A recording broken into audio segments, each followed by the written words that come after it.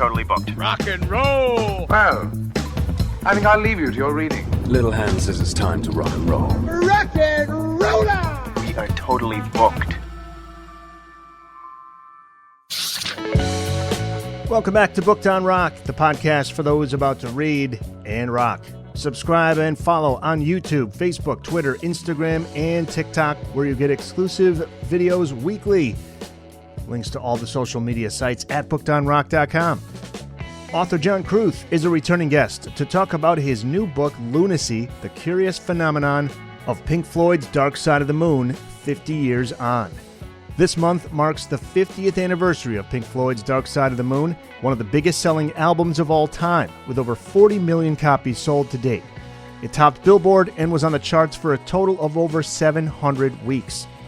Award-winning music biographer John Kruth delves into the making of this iconic record and considers why it continues to speak to generation after generation of music lovers around the world. From avant-garde electronic to jazz to classical, it's all part of the music of Dark Side of the Moon, and Kruth explores all of it and more in detail with behind-the-scenes reveals and unexpected insights. In-depth interviews with musicians, artists, DJs, and many who have developed deeply personal relationships with this record, including a passionate astrophysicist and a leading brain surgeon's nurse who literally performed surgery while the track Brain Damage was being played. I asked John about all of this and more in the interview. This is one of my personal favorite albums. It's easily my favorite Floyd album and arguably the most universally relatable album of all time. Let's find out what John thinks. A link to listen to Dark Side of the Moon in its entirety on the show notes page. But first, here is John Kruth. John, welcome back to the podcast. Nice to be here, Eric. I want to start by asking, what is it about this album, Dark Side of the Moon, that continues to fascinate people? Well, let me just tell you that I am not the biggest Pink Floyd fan in the world. In order to write a book, I don't necessarily have to be a fan of my subject or all of its music. I can step away far enough in order to see the big picture and to see what needs to be still contributed about something like Dark Side of the Moon. Like some people I would mention it to and they would go, wow, that's really great. I can't wait. I love that album. Other people would go, what is there to say about Dark Side of the Moon at this point? Well, you'll find out in the pages of Lunacy, because it depends on how you approach your subject. It really, really does. And I personally am probably a bigger fan, well, of course, of Piper at the Gates of Dawn was always my favorite Pink Floyd album. I was like 13 when that album came out, and it was magical and strange and so foreign because you couldn't find Pink Floyd records at that time in America. You really had to search for them. They were on a small British label called Harvest, and a lot of guys over there like Brian Jones and the Beatles, they were all wearing satin and weird stuff, but there was something particularly strange about that album cover, that album. And I mean, Syd Barrett was singing about hobbits and, gnomes and unicorns and strange things like that. And, maybe some of us were reading Tolkien at that point and everything. And so I was a bigger fan right away of that music. And when Syd was in the band, and Saucer Full of Secrets, and probably Metal was my favorite post Syd Barrett record.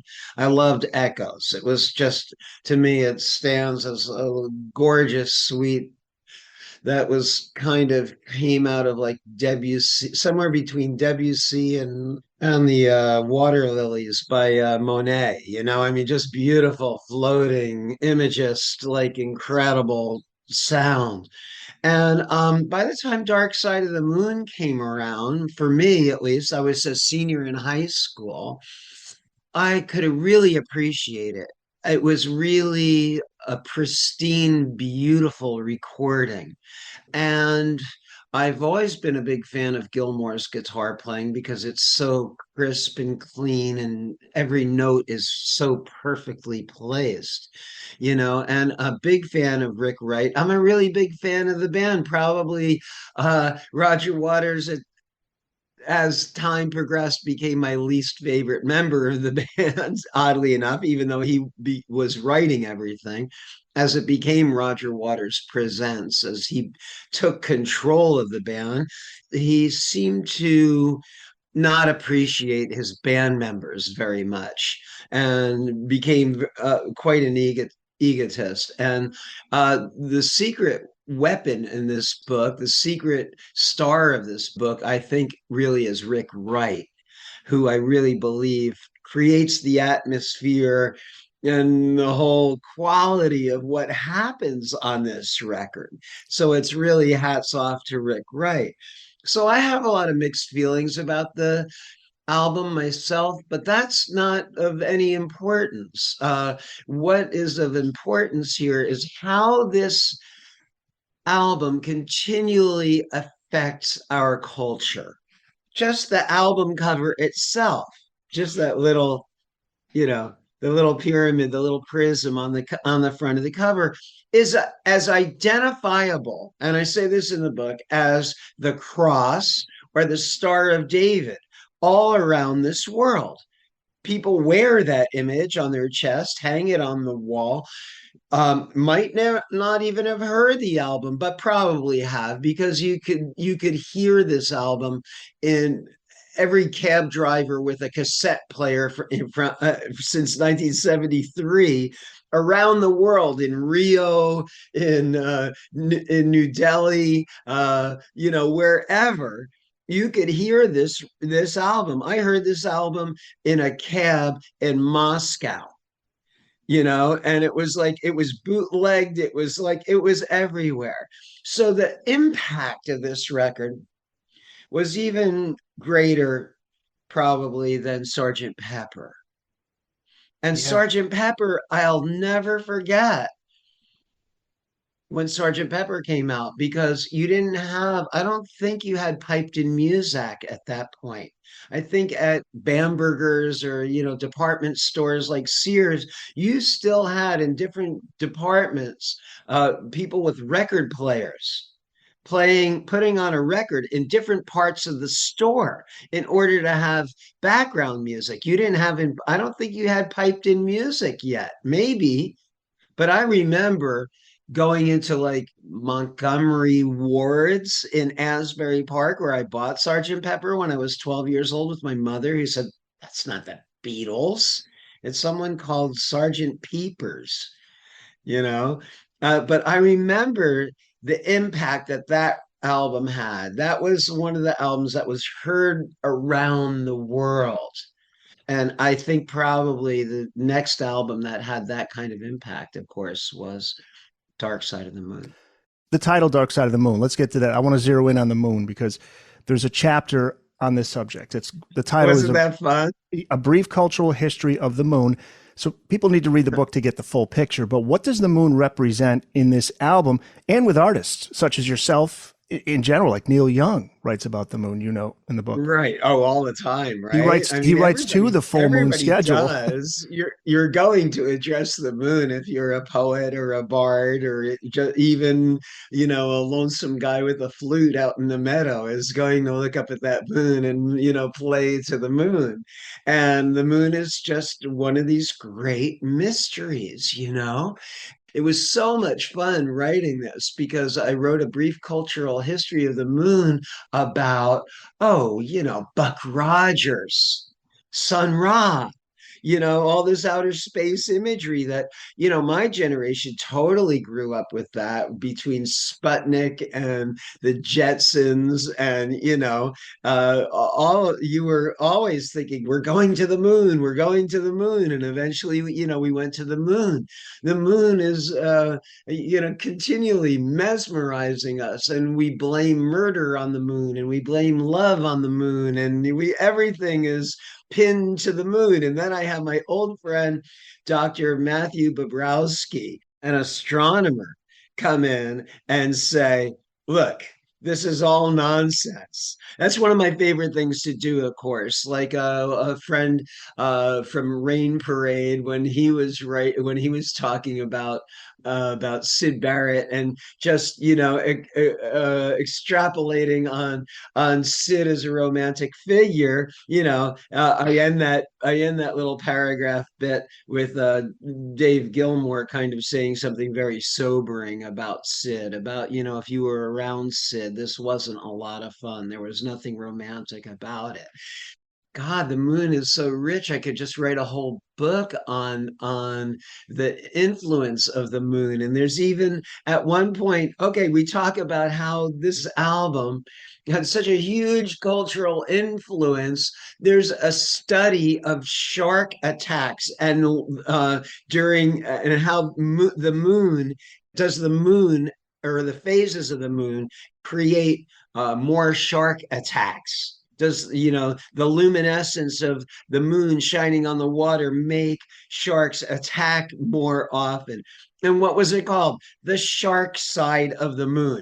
Now that might sound really dorky, but when you think that the University of Florida or is doing like a serious study on shark attacks that goes all the way back to the 1500s, and they call it the shark side of the moon, this thing has really impacted us. Yeah. And so just how many times have you been like gone for a walk? If you, like the other night, I was walking my dog, and all of a sudden, I live in New York City, and so there's lights everywhere, and you don't always see the moon. And I look up, and it's like, whoa, the moon continually amazes us, continually.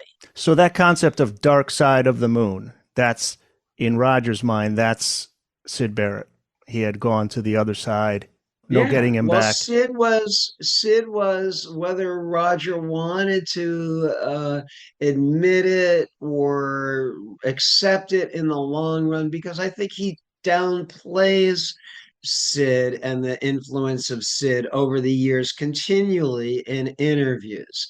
Roger is about Roger. He's not about anybody else in the band. And I think, and look, I got to give him credit because a lot of other bands became train wrecks. Moby Grape was such a great band. The first album was so brilliant. And then you have Skip Spence skidding off the rails and and the guys trying to continue from there, and bad management too. But to try to pick up the pieces. And it took Pink Floyd 2, 3, 4 albums to completely pick up the pieces. Though I love Grantchester Meadows, one of my favorite songs that came off of Gumma. So there was this movement there, and Roger, to pick up the pieces and to move ahead without Sid. And he had to define Pink Floyd now for himself, and for where was the direction of the band going to go. And you've got to give the guy credit for that. And what I love about Dark Side of the Moon, really what I really love about this record, this is a band working together on all 4 cylinders, everyone contributing, making, collaborating, making a really great piece of work that continues to this day to inspire. Lyrically, Roger does some different things on this album. It's simple, yet very symbolic from a spiritual standpoint, like Speak to Me, Into Breathe, introduces the album, and that opening lyric, breathe in the air. Very simple. Right. But the most simple, elemental aspect of our life. Once we stop breathing, we're gone. So it's like, okay, fanboy here. That opening breathe from David Gilmour, that's a chill moment. That could give you some chills for sure. But I want to bring up something that is really interesting, because we might think that we know what we're doing. I've got beyond that point now. I just follow these paths that somehow spark and happen, and I'm not even sure what I'm doing. I'm a great stumbler. I've learned to stumble along the path that is in front of me. And one of the things that really blew me away when I started to realize it, when I read this and I found out that Roger was deeply inspired by John Lennon's Plastic Ono Band.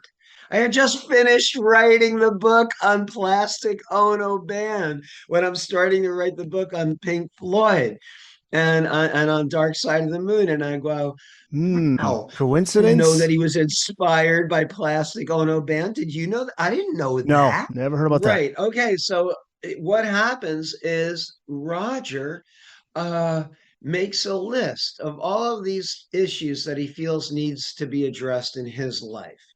I mean, this is one of the things that's really great about this album, is that, yeah, he wants to get away from, set the controls for the heart of the sun, Buck Rogers, space imagery. And even though he wants to get away from the space imagery, the album is The moon. I mean, that happens on a number of levels. But the thing that was incredible to me was, okay, Plastic Ono Band was recorded at where? At Abbey Road. And where did Pink Floyd do all of their albums? Abbey Road. So, okay, here's this sonic temple that is filled with vibes and possibilities and all of that. And Roger tells the rest of the guys in the band, look, make a shopping list of all the things that keep you up in the middle of the night, what's bothering you about society or about our lives or what needs to be addressed. And all of a sudden, he is bringing Pink Floyd's lyrical aspect down to earth, really. And this is his power. I mean, this is really what is great. To me, it also becomes heavy-handed over the years, and this is where Pink Floyd started to lose me, is when Roger really put the lyrics up front and they started to lose some of the beauty of their jam. I mean, you're never going to stop David Gilmour from playing those absolutely deliciously pristine leads. Yeah. People put him down because of the simplicity of what he does. But to me, he's one of the great Zen guitar players. He doesn't have to play a lot of notes. He is not, Johnny Winter was one of my favorite guitar players for many years, but because he would also dazzle you with his bravado. His chops were fantastic. What a virtuoso. But Gilmour is really knows how to just shape it and put it right in there. No And I think wasted that notes. no.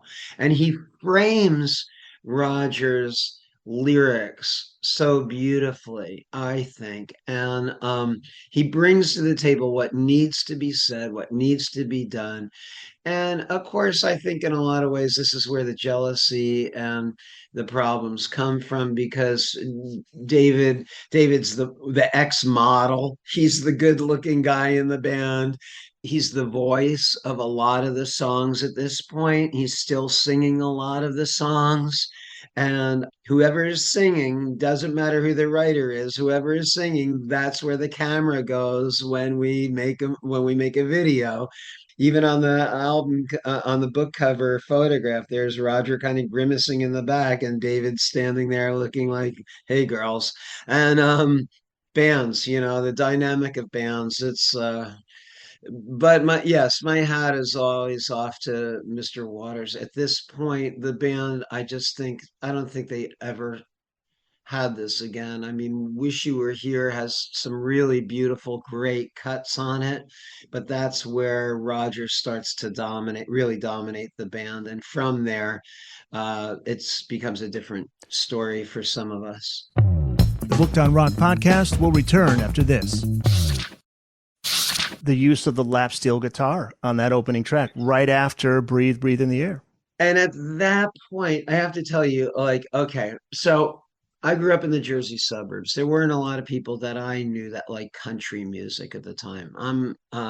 We're talking about 1973, right? We're talking about 1973. Now, Peter Bogdanovich's really great film that had all the Hank Williams music in it. Why am I blanking the name of that film? I love that film. That really introduced a whole generation Was it The Last Picture to Show? Hank Williams. Last Picture Show. You got it, That's man. the one. Last Picture Show. Brilliant movie. And that film really introduced a lot of us to Hank Williams, who I talk about in the book. You do? And Yeah. and because he had one of the first concept albums, Luke the Drifter. But my point being that I grew up watching. I mean, my mother took me to, the Museum of Modern Art and the Met and all these things. And I loved Bach and I loved a lot of classical music and I was listening to the Beatles and, all this stuff. But I really hooked into country music through Hee Haw. At that point, I was so obsessed with the guitar that anything that had a guitar on it, I would watch on TV. Turn it, Tennessee Ernie Ford, Andy Griffith, Mayberry sitting on the porch playing his Martin guitar. I would watch anything with a guitar at that point. And so Hee Haw had this really hot picking. I was like an outsider weirdo kid because I started to love country music in New Jersey in this early 70s, late 60s, early 70s. I can tell you, I knew very few people that listened to country music. And if you listen to country music, people thought you were stupid or low class or whatever it was. My point being, this was the first time you heard a steel guitar that was not in country or Hawaiian music. This was the first time you really heard it. I mean, maybe Jerry Garcia was playing. Our House is a very, very fine house, and he plays it on David Crosby's solo album. I think it's on that song "Laughing," but this is really some of the first steel guitar playing that you hear that is taken outside of the context of country music. And if you were plugged into that it was stunning. It was like, what? It was like, huh? And then the next time you heard it was really with King Sunny Ade and Juju music. And all of a sudden, you're hearing these African guys playing a pedal steel guitar, and it is pure space music. And you realize Miles Davis used to say it's something like 90% attitude and 10% note, I think. It's really how you approach using your instrument. Like I've always been that way with the mandolin. I've played gypsy music on the mandolin. I've played Ornette Coleman songs on the mandolin. I've played all kinds of stuff on the mandolin. I'm not a bluegrasser. I never was. But it's how you use an instrument. And David Gilmour shows us here this instrument is really, it's not about Hawaiian music. It's not just about blues. It's not just about country music. He just took it to the edge of the stratosphere, and it was so gorgeous. You could speak to it more than me as a musician, but it's almost, he's playing almost behind the beat, like he waits, just hesitates, just enough. When you hear him come in, Orleans music, what they call in New Orleans music, he was tailgating it. Right, it's like a hesitate, like when you're waiting for him to play it, he's not yet, and then like half second later. Well, Miles used to say, just try to sing along with Billie Holiday. It's always, how far behind the beat can you go without losing it? And there's so much feel there. I interviewed Cindy Cash Dollar, who is like, she's just a tremendous virtuoso of the dobro. And I was like, and she said, look, I'm not a fan of Dark Side of the Moon. This is not music that I care for or anything. But David Gilmour and what he did here is fantastic. And that's why that was my approach on a lot of this stuff. I interviewed a lot of unlikely suspects. I like to do that because back when I wrote my first book in 2000, on Ross on Roland Kirk, the sightless virtuoso multi-instrumentalist, saxophonist, flautist that Ian Anderson, of course, copied his flute style for Jethro Tull, and that's how he got on the map, playing that nitty gritty flute kind of thing that he did, singing into the flute like that Rasson and many other jazz musicians had done before.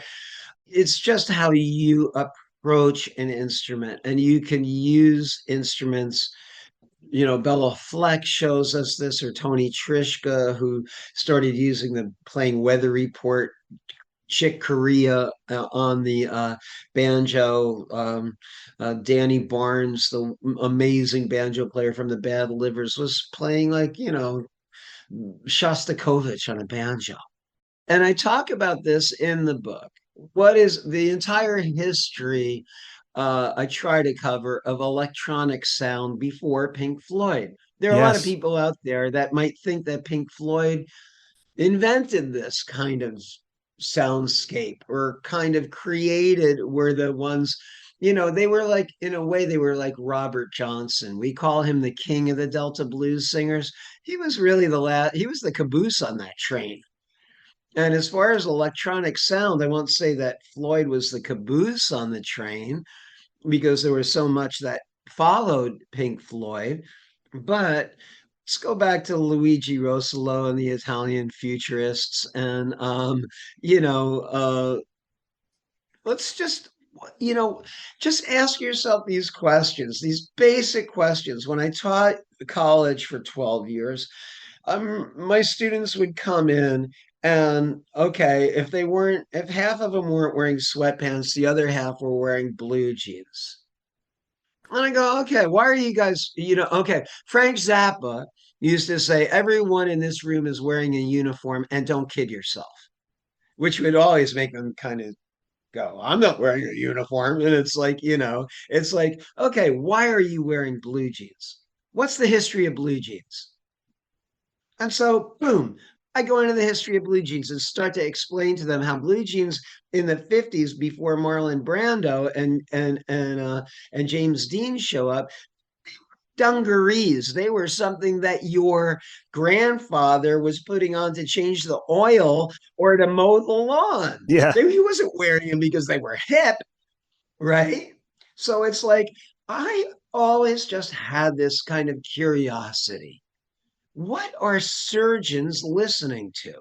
If they're listening to music to steady their nerves. Yeah, and you write about this in the book, The Surgeon, right? Isn't that unbelievable? Yes, that is. So a few years ago, before I even started this book, my sweetheart Marilyn, a wonderful painter, one of her closest friends, I can't say her name because I don't want to I can't reveal. She goes by Trixie Dane in the book. She's a high power surgeon's nurse at one of the leading hospitals in New York City. So she said to me, John, you should interview this surgeon that I work with. He listens to Wagner, Beethoven, Led Zeppelin, Pink Floyd, all of these different at full volume in order to concentrate when he's doing a brain or a heart surgery. Now, when you have brain surgery, you have to be completely awake. You have to be cognizant, because they have to know that your motor skills are still working while they're digging around in your head, right? So this is literally, have you ever had a song stuck in your head? Yeah. Oh, yeah. This is literally that, because they are awake. They are hearing Dark Side of the Moon while the surgeon is working on their brain. He is literally lifting the blade and making the change. And so when I heard this, of course, I wanted to write a whole article about surgeons and the music that they listen to and da da da da. And I mean, she told me, she said, now look, if I hadn't been working with this guy for so many years, he listens to this music so loudly that she can't hear a lot of the things that he's asking for. She just knows he needs this at this point and this at that point. She just knows because she's worked with him for years. So I heard this, I was just completely blown away. Now, an old friend of mine, her daughter is an amazing athlete, a beautiful young woman who excelled at frisbee, ultimate frisbee, in top shape, has a off the grid cabin up in New England, gave birth to her son, standing up in the cabin, doing what? Screaming along to Claire Torrey on Great Gig in the Sky. Why? Well, it opens the meridians in your body. She's, women scream, women go through a lot of intense, so here she is delivering her son in the kitchen of her off-grid cabin, standing up while she does it, screaming along to Great Gig in the Sky. Tell me how this record has impacted our culture. Yeah, and that's in the book too. That's another story in the book. Yeah, it's amazing. I was writing a book that I hope that maybe David Gilmour and Nick Mason, even maybe Roger Waters at some point might appreciate. Yeah. Go, wow, I never thought of that. Or God, I never knew that, The end of side one, I want to talk about, let's go back to Roger's lyrics. There's a lyric inspired by the Henry David Thoreau quote, "The mass of men lead lives of quiet desperation." Roger writes it as hanging on in quiet desperation is the English way. So first thing is, what is the meaning of the original quote from Thoreau, and what do you make of Roger's use of it in the song as it applies to the theme of time? Because that's the song. Come on. I mean, we all, no matter how fabulous our lives get, there are things that we are not willing to address. There are things that we need to let slide by. There are things about society we so desperately wish we could change and as you get older, you just realize I can play 1,001 benefits for handgun control, and it's not going to make one bit of a difference in all the school shootings. So what is polite society? England represents, even though, Johnny Rotten, who figures into the book, even though Johnny Rotten and all of the bands and the punk bands try to just tear it all down, England is known for what first? Decorum first. You don't bring up certain things at the dinner table. You don't say certain things in public. You don't address certain things. How many women are squashed in marriages? How many men just become like a mule for the family and have to go to work all day? And that's what their whole life becomes, is just becoming a wallet and supporting a family. And they do so few of the things that they ever really hope to do in life. Quiet desperation. America is not quiet desperation. What you have in America is people going out and shooting other people. They're so repressed. We become so repressed and don't know how to deal with these emotions that what do? We go out and shoot other people. England has a whole history of like, okay, decorum first. And this is what he's addressing. And this is a beautiful portrait. And for us over in America, especially at the time, to get more insight into what the British were about.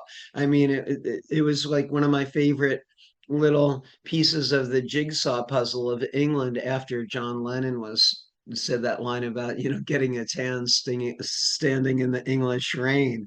It was like, oh, it let you in a little more. And then, yes, I love that Roger was hip to Thoreau. The Booked on Rock podcast will return after this. You did touch upon Richard Wright's work. Let's go into a little deeper there, because his work on Great Gig in the Sky, I mean, it speaks for itself. He was the most classically trained, I think, of all the members. Yeah, sure. Of course, being a And keyboard player, you hear Chopin, you hear Beethoven in his playing on Great Gig in the Sky for sure. And it's beautiful and pristine and gorgeous. And I think that he was smart enough and cool enough that he was just like, keeping his distance a little bit from Roger. As we know, Roger could be a pretty aggressive guy. I mean, I'm trying to remember, I'm just blanking on the name of the Bob Ezrin, the co-producer of The Wall, and of course Alice Cooper and a few other great records along the way. I just I wasn't going to spend time clanking on Roger in the book. There's a lot to clank on Roger about, I feel, but especially these days with some of his political commentary. But Bob Ezrin just says a line that was so stunning to me. He said that Roger was capable of Teutonic cruelty. hmm, Those two words together blew my mind, and nothing else needed to be said after that. And we know that Roger threw Rick Wright out of the band. during the Wall And I'm sessions, I sure that believe. Rick Wright became less and less interested in being in that band because it became all about Roger's lyrics and Roger's ideas. And look, this happens in every band, because there's this whole thing for who's the star, who's the star, who's the star, who's the star, you know? Jim Morrison and the Doors, Mick Jagger and the Rolling Stones. I mean, that's what it becomes.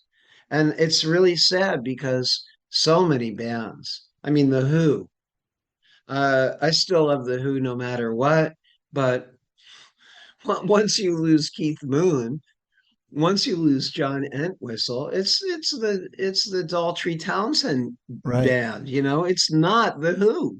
I'm sorry, I love Kenny Jones. He was a great drummer with the Faces, and he did what he could, did a great job with the Who. How can you replace Keith Moon? It's not possible. And so when you have these guys working together to create this beautiful work, that's the beauty of Dark Side of the Moon. And to me, I people will wank on any one of these guys individually. And look, everyone's welcome to their attitude and their opinion and all of that. But Nick Mason is doing just what needs to be done in Yeah, a I want to really talk about him perfect too. Yeah. in a really perfect way. I mean, sure. Do I love this album? Yes. Do I have issues with it? I have more issues with how it was perceived and what it became and what it represented to the corporatization of rock, because this was the end. This was truly, truly the end of the counterculture right here. This was the end, if it hadn't already ended a couple of times before that. But there, I mean, we're now in stadiums. I saw Pink Floyd at Radio City Music Hall. How many people fit in that place? A couple thousand? When they debuted Dark Side of the Moon in the States, they were playing at Radio City Music Hall at a midnight show, which didn't even start until like 1 in the morning. Bill Graham brought us the idea of these really fantastic bills of, put like Charles Lloyd with like Lightning Hopkins and Country Joe and the Fish or something like that. It was like nobody had been in shows like that together. It was fantastic. You could learn so much from going out because maybe you knew Lightning Hopkins and Country Joe, but you never heard of Charles Lloyd before. And so, and there's Keith Jarrett up there at 19 years old playing in Charles Lloyd's band, and Jack DeJohnette. And like, it's like, wow, what is this? And so, I saw a lot of great stuff at the Fillmore, and I was barely old enough to catch the very tail end of the Fillmore. I was just going for the last year that it was in existence. And seats were what, $3, $4, $5, and people were yelling at Bill Graham, "You're a capitalist pig, man. The music should be free," Oh my God. and he just had enough of it, and he closed the Fillmore, and he started, producing shows in larger venues because Crosby, Stills, and Nash came along. The Grateful Dead thing started to explode, and now it's like, I'm sorry, I can't afford to go see Bruce Springsteen even if I wanted to. I can't afford to go see the Rolling Stones. I didn't even go see Pharoah Sanders' last show over at the Blue Note because it was $100 to sit down and see Pharoah for 90 minutes. Plus, you had to have 2 drinks. And it's like the last time I saw Pharoah Sanders, he was playing at the Village Vanguard. I think I paid $10 to see him. So all of a sudden, the Gouge Fest starts happening. It becomes this big corporate thing. And who the hell wants to? I mean, I hated stadium shows. I haven't been to one in years. I hated them. The biggest shows I ever saw back in the day were like at a ice skating rink in New Jersey, where I saw Sly and the Family Stone, and and I don't know how many people were there. A couple thousand people max. Perfect segue to the track Money. Oh yeah. The bass line, though, I want to ask you Wow. about that. It's so recognizable, but it's in a time signature that is not your usual time signature for a hit single. What is it about that Yeah. time signature? What makes I think it was a mistake. I honestly think it was a mistake. That's my take on it, and I'm going to take a lot I'm going to take a lot of flack for that. If you listen to that, if you're a player, I started out on, like playing folk guitar, and then when I started playing with bands, originally I played bass. And one of my favorite lines to learn, one of the first lines I ever learned was "How many more times?" Led Zeppelin, which was a direct lift from Willie Dixon, the great blues bass player who worked with Muddy Waters. How many more years? Boom, ba ba doom, bee, boom, ba boom, ba ba doom, ba ba doom, bam. Now listen to, Money. Listen to that bass line, and it's like there's an extra beat in there. Like, what's going on? And it's like it sounds like how many more years, how many more times. It's got that gangsta Mingus, badass bass line under going on. Roger never wrote another bass line like it. Now, if you're a musician and you're honest, very often you'll realize that your songs contain an extra measure here and there. John Lennon on Don't Let Me Down, he's in 5/4.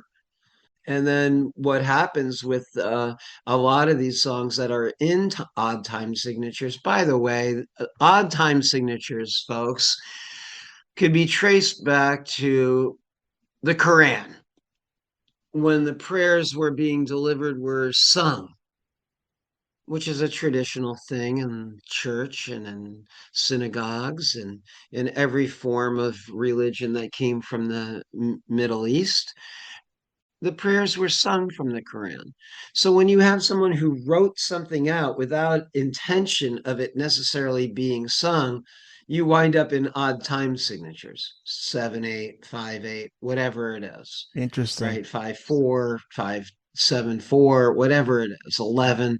You wind up in these odd time signatures. So much Arabic music is in odd time signatures. It's one of the reasons why the West doesn't embrace it so much. It's weird. We're not really sure. You'll break your leg if you try to dance to that.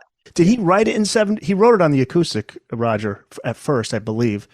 Well, I think that bass line came first. It So did come wherever first. he wrote it, if he wrote it on a guitar or he wrote it on a bass, it was written off that bass line. So it was written off the 7/4. Okay. Yeah. So Interesting. okay, so he writes this bass line, which is fantastic. And then tension and release, folks. Tension and release. We know it works on many levels. And of course, in music, in drama, in rhythm, tension and release, tension and release. You have this tension from what? The odd time signature. And then what do you have? This great release when the solos come in, when the saxophone solo and the guitar solo come in, they're in 4/4. They shifted into 4/4. Let's jam it, because you're not going to be, it's just not going to have the direct impact for us Westerners in an odd time signature. The only odd time signature that we understand is a waltz. 1, 2, 3, 1, 2, 3, 1, 2, 3. Whether it's a jazz waltz, which is really interesting, but the straight ahead country waltz, that's about as far and exotic as we get. When you study Indian music, they just must think we're just, troglodytes or something, because we only have really 2 time signatures for the most part in our music. Thank God for Dave Brubeck, Take 5 and Blue Rondo a la Turk. He started to open the doors for odd time signatures, and the beauty of money musically is that it's not that challenging. It's not that difficult. It's kind of like it's also like, John Lennon's Don't Let Me Down. You don't almost, unless you sit there and start counting it, because you can go, oh, that's weird. Where's the one? Where's the downbeat on this? And Ringo's drumming really adds to it. And then that song shifts out of 5 and goes into 4. So I really think the trick there is they're great songs. And so it doesn't really matter what time signature it is. If it's a great song, no one's going to go, hey, wait a minute. We don't do that around here. Yeah, I shouldn't like this. Yeah, right. Yeah, so yeah. It was kind of cool. And one of the reasons that I bring this up in the book is that, for the most part, the West rejects Middle Eastern music and doesn't really, if it's not dee dee dee dee dee dee dee dee dee dee dee dee in a Tarzan film or something like that, if it's not used as a little bit of exotica in like, Raiders of the Lost Ark or something, we're like, not so hip to that, but their intention was not at all. It has nothing to do with Middle Eastern music. I honestly, as a songwriter, as a musician who's played with people for years and went, dude, you're in 5/4 for like 2 lines out of this, and then you go back into 4/4, or did you know that you're like, you're in like 6/8 there, it's like, that's kind of, I mean, to me, that song, I go off into Louie, talking about Louie for a while in the book. There's all these, the book is so rich. I mean, the album is so rich in possibility. Where did this come from? I might be totally wrong. These might be, as my students said, Professor Kruth's cracked theories. I love that. I'll take that course. I'm signing up for that course. Thank you. That could be my greatest hits book about music. Professor Kruth's that's a book. Theories. Yeah. Us and them, I want to ask you about. I always thought of that as the haves and the have-nots, but Roger's talking about various topics here: wars, civil liberties, racism, color prejudice. I think that he was at a point of being all inclusive here, not exclusive. I think that Roger became more exclusive in his ideas and his politics as he's gone on, rather than inclusive. But I'm sure people can argue with me about that. And I am not the greatest scholar of Roger Waters, so I wouldn't want to say, but this leads us to the very last track on the album, where he's uses the word all over and over again. He is that piece to me is up there with and maybe this sounds ridiculous, but it's up there with the Ode to Joy. I mentioned the Ode to Joy in the book, Beethoven's Ode to Joy. This is one of the great, beautiful coda endings in music. He is just saying all that you see, all that you feel, all. And I don't know if he was influenced by Daltrey and Townsend and Tommy, Hmm. when he's singing "See Me, Feel Me, Touch Me," Right. Yeah. it seems to be a continuum in a way, but that's just a human emotion and a human. Roger, I think, is at his most human here. I won't say humane, but I'll say human. He is at his most human here. There is what's the first sound we're hearing and the last sound we're hearing? A heartbeat. Right. Here it is as a most elemental and his most human here. And I praise him for this. I love that those aspects of this music. See you on the dark side of the moon. What is he saying, or who is he saying it to? Well, yeah, it's really metaphorical, of course, I mean, it's really, and then I asked Dr. Bobrowski, well, is there a dark side of the moon? The astronomer. Is there a dark side of the moon? Does the dark side of the moon even exist? And of course, that's the great paradox. It only exists to us from our vantage point on Earth. When you're out in the flying around in the great cosmos, when we lose our bodies and we'll be flying around in the cosmos for a little while, it'll be revealed to us perhaps that there is no such thing as the dark side of the moon, that the dark side of the moon is just maybe a myth or a whim or some kind of, a projection that we have from our vantage point on Earth. Of course, it's metaphorical. Is he speaking to Sid Barrett? Yes, in certain ways. It depends which day of the week you asked Roger, because he said yes about it being Sid, and no, it's not about that. It's also about the dark side of your mind. He could be saying the dark side of your mind, and Roger is basically telling you to follow the light here.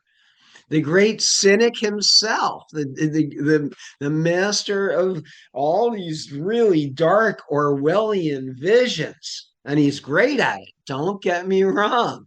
He's great at it. Animals is a really brilliant, and The Wall, though I almost can never listen to it, and I certainly couldn't watch the movie. I was not a fan of it at all. I went to see the hitchhiking show with Clapton playing guitar at Madison Square Garden. And there were certain things that of course, as a craftsman and all of that, I really appreciated it. But, there's so much darkness in the world. There's so many problems that I thought maybe by now, with all the protests I've gone to and all the letters I've written and all the poetry or all the trying to raise money for this cause or for that cause.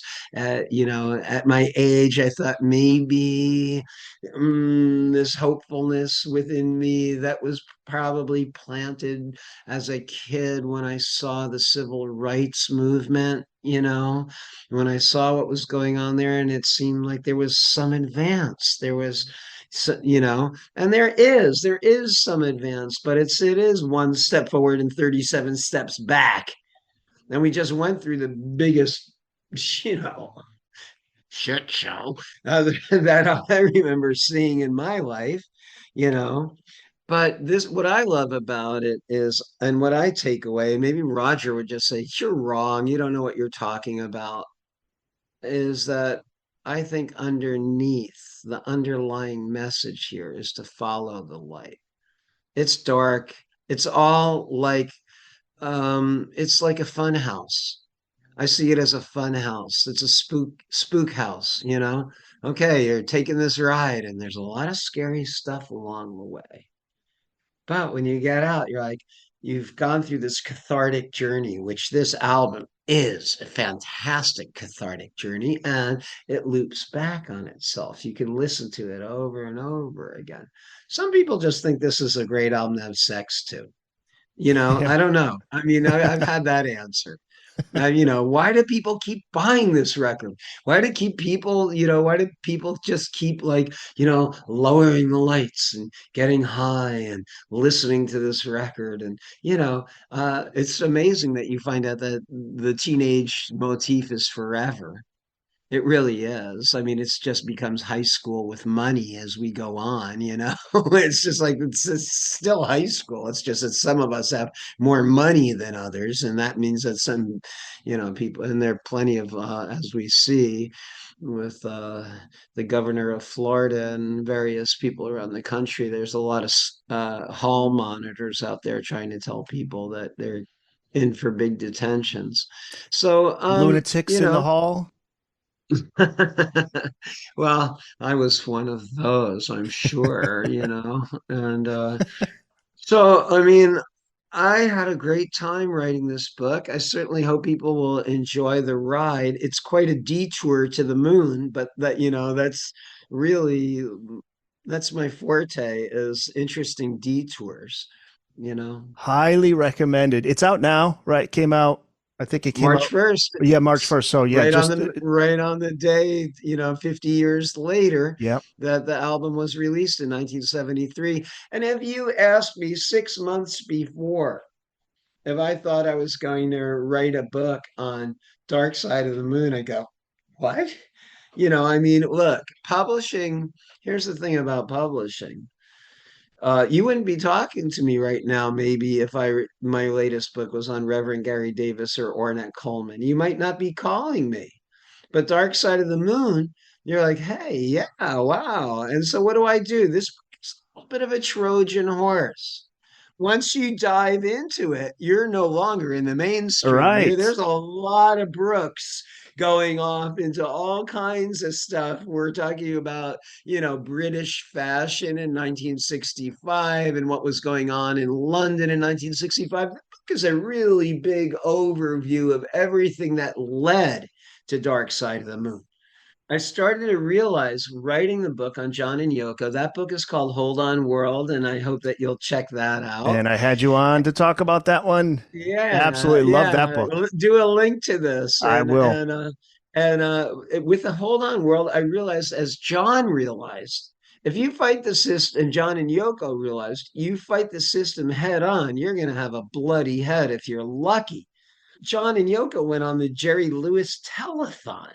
They went on the Mike Douglas show. You talk about mainstream. They brought it mainstream. Why? In order to get their message of peace, in order to get their message of about being your own creative light in this world.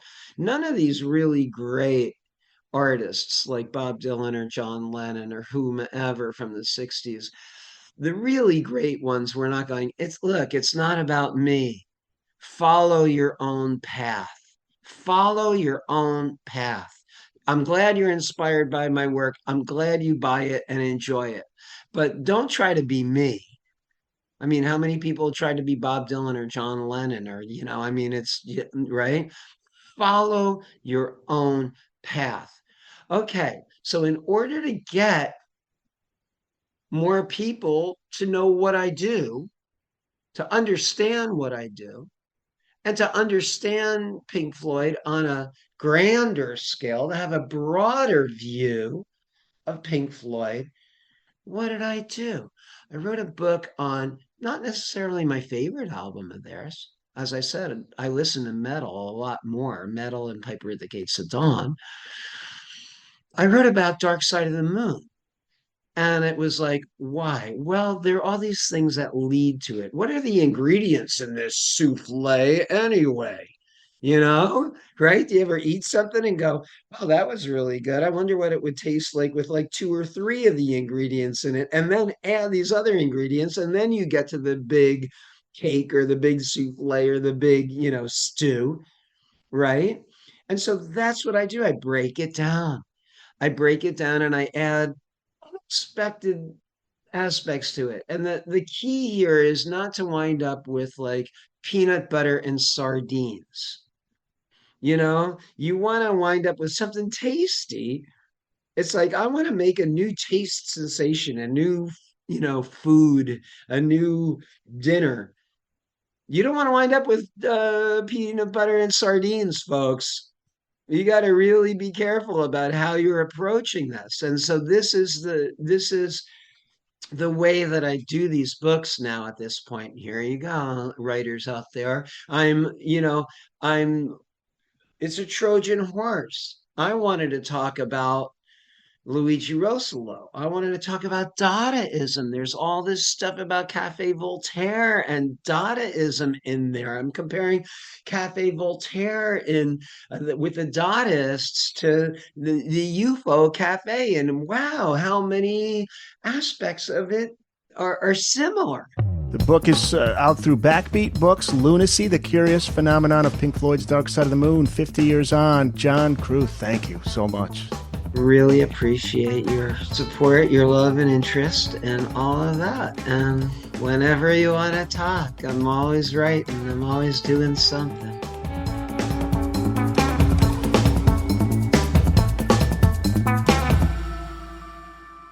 That's it. It's in the books.